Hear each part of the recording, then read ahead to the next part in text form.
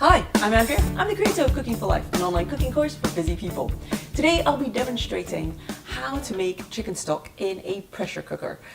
I recently got a pressure cooker. For years and years I'd been making stock just on the stovetop with a stock pot or Dutch oven, and that's worked perfectly fine for me for many years.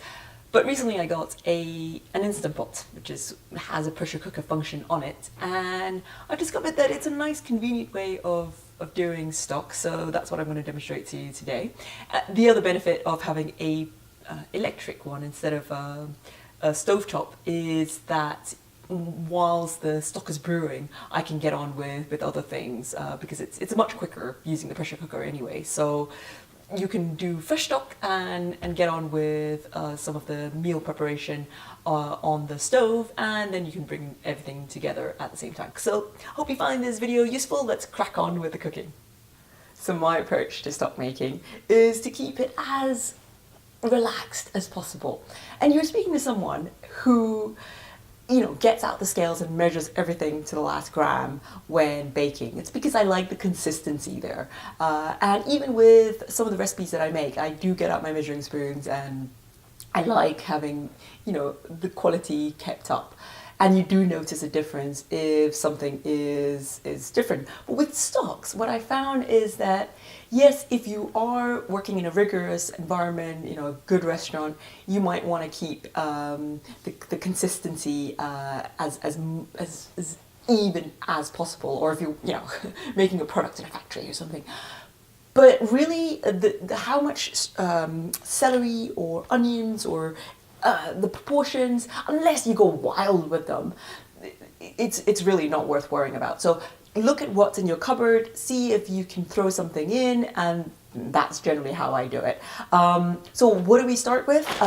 Some chicken bones. I like to have the chicken bones roasted. It gives a nice color to the stock. It's not as clean a flavor as if you use fresh bones, but either would work fine. If you're used to seeing the stock cube color, then go for the roast chicken approach, and that's what I would say. But and a more kind of caramelly flavor to it too. Otherwise, you can use raw bones too. So what I do with making stock after a roast chicken is, whenever I roast a chicken, I just throw it into a freezer bag and pop it into the freezer. And when I feel like making a stock, or when I have some spare celery and carrots that left over from something else, that's when I would make a stock. So in here I have a couple of chickens worth of carcasses. I tend to not eat the wings when I make a roast chicken, so that provides some of the meat as well for this. If I'm doing a big batch of stock, I actually go out and I would buy a box of wings and just roast them and throw them in. A little bit of flesh on the bones helps to give it a nicer, richer flavor. But whatever you have, take that and pop it into the pot. So today I'm going to be using a couple of onions, some celery, some carrots, and a few cloves of garlic. So I'm going to show you very quickly how I would prep the vegetables and toss them into the pot. So we're going to start first of all with tossing the chicken into the pot. So there we are. And what I found with the vegetable preparation is it does make a slight difference to cut them up a little bit more. So I tested with throwing an entire whole onion straight in there to cutting it in half and chopping it. So you don't chop it finely, particularly with a pressure cooker, but you want to just make it into slightly, like so. Again, keep it relaxed. There's nothing to stress about too much here. This is how I tend to kind of do the onions. There we are. And so that's the onions done. I'm just gonna throw them in there. And then get your celery if you've got some. And again, just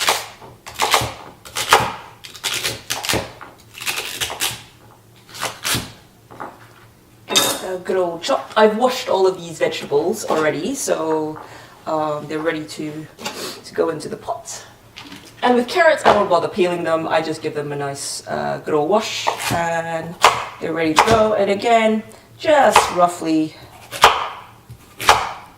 chop them like so. Toss them into the pot. And with the garlic cloves, all I do is just give them a bit of a smash, skins and all. I just toss it in there. So, and as you can see, that took no time at all. Now you want to, for a pressure cooker, you don't actually need to fill the water all the way to cover everything. I put it to about 3/4 of the way.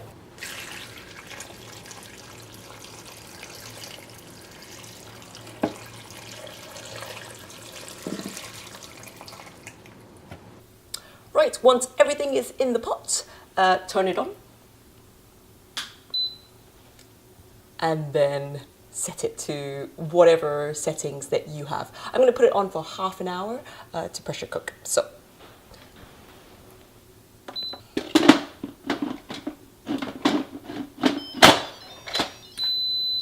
it makes all these sounds. Oops. I've never done it backwards before, I have to say. So make sure it's on the sealing function if you are using an Instant Pot. And I'll see you back in half an hour. Okay, we are back. And as is typical, in between, while it was brewing, it hasn't actually been half an hour now. It's been a little bit longer. You can see on the dial, it's been an extra 25 minutes or so because I had to go to the supermarket to get a few more things for the videos this afternoon. And these things do come up in life. At first I was like, oh, you know, I feel a bit bad because I said, you know, half an hour, but it's not. But this is life. This is sometimes what happens, which is why with the electric, for me, it works quite well because it allows me that flexibility. Okay, so let's crack on. This is, if you're not familiar with pressure cookers, if you just bought one recently, this is when you release the steam. So you just knock it and the steam starts to come out, and you can kind of hear the hissing. So you just let it go until it's done, and then it's safe to open the lid. So I'll let it go away and keep hissing, and we'll be right back. Okay, it's finished hissing. And depending on your pressure cooker, with this one, the little metal pressure gauge has to be down. So once it's dropped down, then it's safe to open. And now let's open. I have to say, even when it was hissing, the smell was lovely. Oh, brilliant.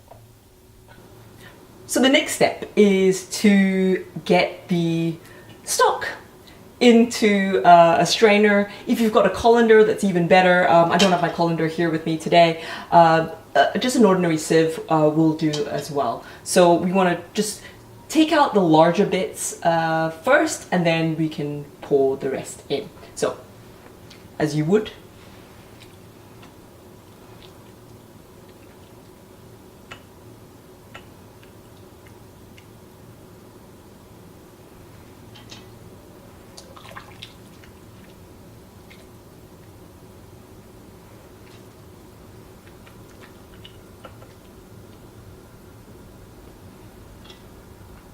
So once you've got it to the point where the main chunky bits are out, then just grab the pot from the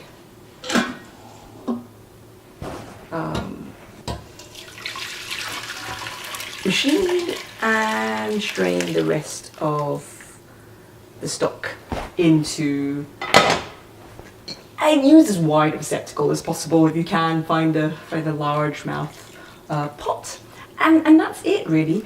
Now what you can do is, if you are concerned about the fat content of the stock, put it in the fridge. The fat will separate, of course, and be on the top, and you can just skim that off. That's the easiest way I found to do it. If you want to do it, use the stock straight away, then a fat separator, perhaps, if you're using very fatty chicken to begin with.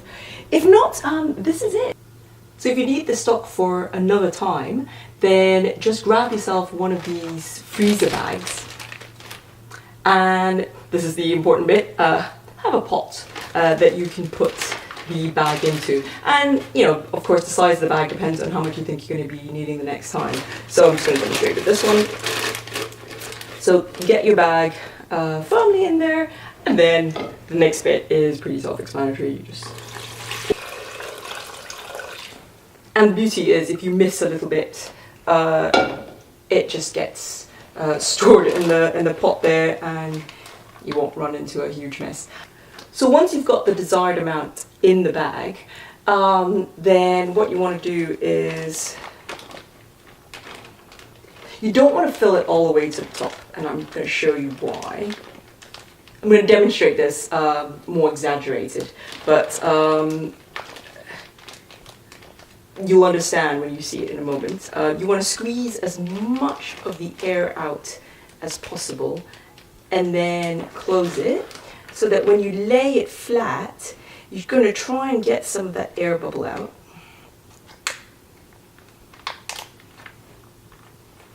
And just try and press it as flat as possible and get as much of that air out.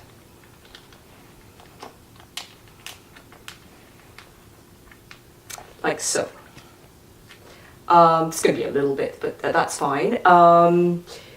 So if you freeze it flat like this, then when you come to defrost it, it's just going to take, you know, a minute or so, rather than having a huge block and having to wait a long time. So this is when you are, especially if you want to store it as many as you can in your freezer when you've got short freezer space, this is a good way to do it.